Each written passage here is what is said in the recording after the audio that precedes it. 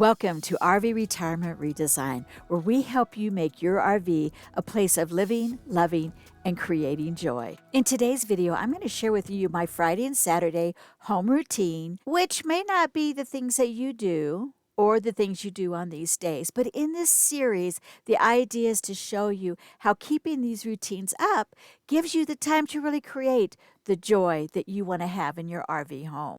Fridays for me begins with checking my finances really quick. I'm going to show you that on another video. The second thing is then developing a menu. And from that menu, I'm going to develop a shopping list. And from the shopping list, that's going to tell me where I'm going to go today, or if I'm going to order the groceries to be delivered. And if I have a lot of errands or there's some places I want to pick up just a few things, then that will allow me to set my routine or my trip for the day. Now, if you watch my Wednesday, Thursday routine video, then you will know that I use this dry erase magnetic sheet on my refrigerator, and Bob and I will kind of make notes on it throughout the week for our shopping list. So now what I'm doing is I'm transferring Walmart and Sprouts, what I want to buy at each of those. If there's another place we need to stop at, then I'll add that as well. By doing this, then I usually will go to one or the other, depending on where I think I'm going to get the best prices. Like, for instance, a lot of times I'll go to Walmart first because they have a lot of organic produce, and I can buy it less expensive there, and then we'll go to Sprouts after that.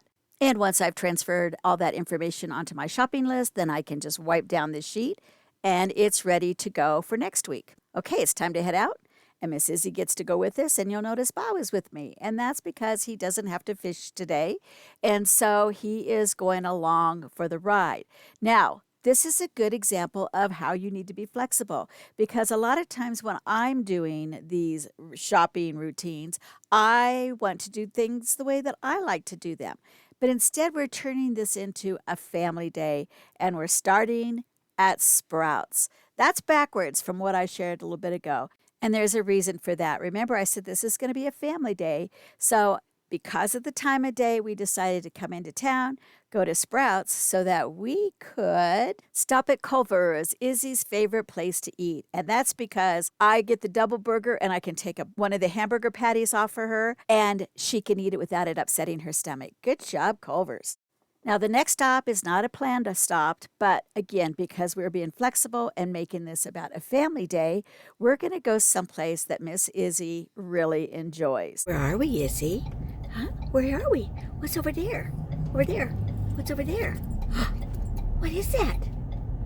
Is that the dog? Mm-hmm. Is that the doggy park? Huh? Is that the dog park? Is it going to go dog park?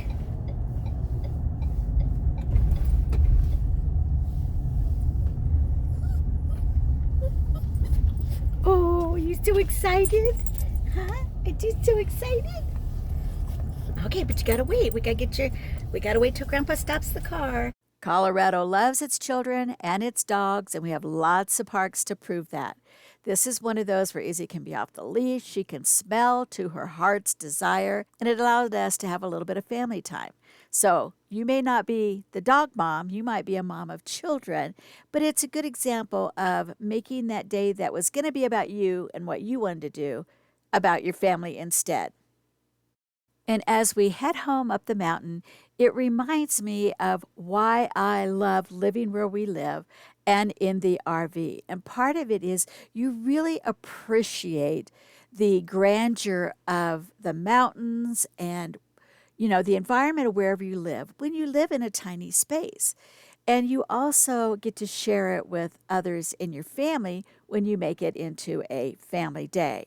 We also happen to live in a place where we have a lot to look at, like the Garden of the Gods. And if you've ever heard of the incline, this is it outside of Manitou Springs, climbing up all of those steps. I don't know a lot about it. My daughter-in-law has climbed it, but I'll leave some information below if you are really interested. And then you've got this gorgeous scenery. This is very typical for this time of year. It's actually late August. And what happens is we get the dark clouds come in the afternoon, we get some rain, and then they go away, and things dry up and the sun comes back out, which provides a beautiful warm evening. Driving into town and back up the mountain can be tiresome, but there's a lot to see, as I said before, and we have these markers. Like here's the sign to the Pikes Peak Highway. Then we have a fun marker. It tells us we're almost home. Well, who do you think this looks like? Well, here's a clue. We call it Kermie Mountain because we think it looks like Kermit the Frog. And home is just on the backside of that mountain. Okay, now it's back to the routines of the day, and that requires a stop at Walmart, where Grandpa and Izzy will wait in the car while I run in and get the rest of the groceries we'll need for the week. Good morning. It's now Saturday. And on Saturdays, what I like to do is to choose a project, one that takes a bit of time, but not the whole day if possible, because I want to enjoy my weekend too. We have a series of winter preparation coming up for our RV, and this is going to include things like cleaning the gutters, inspecting the roof, washing the windows, having the RV washed, and just a general cleanup around the RV so that when the snows come, we don't have a mess outside or things don't get damaged. So today I'm going to begin by cleaning up the patio in particular, sweeping down the deck and cleaning up a little bit in the front so that we can be prepared for step 2, which is coming up shortly, and that's getting the gutters cleaned. Otherwise, what's going to happen is all this cleaning is going to be done. There's going to be a huge amount of debris, and that's going to be difficult to really clean up. Another really good reason to be cleaning out all these dead needles and debris that's around the RV is because things like mice and little rodents like to live in that kind of stuff. So the more that you can kind of clean it all up, then the more than likely that they're not going to find it quite so hospitable to live in or around your RV.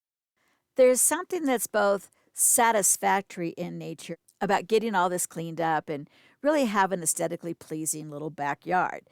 But there's also this realization that I'm cleaning up all these pine needles, and guess what? Winter is coming when all the more pine needles will be falling down. So it seems to be futile, but it is still, I think, one of those necessary evils. And, I'm lucky that I don't have a full yard I have to clean up. I just have my little backyard space. As a senior, one of the things I'm reminded of quite often nowadays is that I have to take breaks. My body isn't as nubile as it used to be. Doing all this physical work requires that we do take breaks now and then, that we sit down and enjoy the fruits of our labor, if you will. And so after I got this part done, I did take the time to sit and enjoy my little patio, to have a little one-on-one with Izzy. And then I made a few notes about things that either I want to do, worked well in my routine today, or some things that I truly do need to change. And just like that, break time is over. So now it is cleaning off the deck, just giving it a good sweep, basically so it looks nice, because I do try to keep this cleaned off on a daily basis or weekly basis as much as I can. But I also wanted to get in and get a few of these weeds that were popping up right in front of the walkway into the home. And so I took the time to just pull them up by hand. And this is the time where, remember I was talking about being a senior and it takes a toll? I only got a little bit done, to be honest with you. And it was like, okay, my day's done. And I had one more thing that was on my to-do list for Saturday. And that was to make some French onion soup from the leftover juices that I had from the roast that I cooked last week. So I put the still frozen juice on a low simmer to melt while I cut up the onions, got the spices all ready. And then by the time the juices had all melted, it was time to put the onions and the butter and the spices together to cook up and get nice and tender. And then the juice went in to simmer for a while.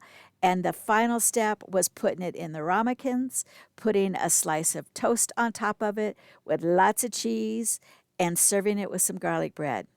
And we had dinner. Hey, thanks for watching. I really do appreciate it. And would you do me a big favor? If you like this video, would you like and subscribe? Thanks so much. We'll see you next time.